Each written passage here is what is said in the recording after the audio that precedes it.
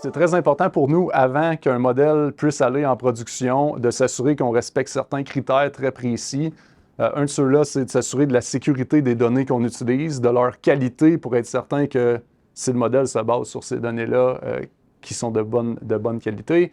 Le troisième, c'est l'excellence scientifique de nos modèles, encore là, pour s'assurer que la réponse qu'on va utiliser ensuite et qui peut potentiellement avoir des impacts pour nos clients, pour nos employés, qu'elle est adéquate. Ensuite, on va aussi s'assurer que nos modèles n'auront pas d'impact négatif pour la société de par les réponses qu'on donne, et on va s'assurer d'expliquer à nos employés qui utilisent nos modèles les limitations des modèles, si jamais il y en a, pour être certain qu'ils l'utilisent d'une façon qui est en ligne avec ce qu'on attend.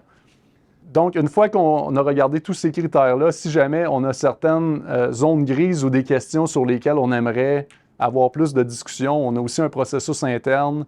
où on va être capable d'escalader des discussions à nos hauts dirigeants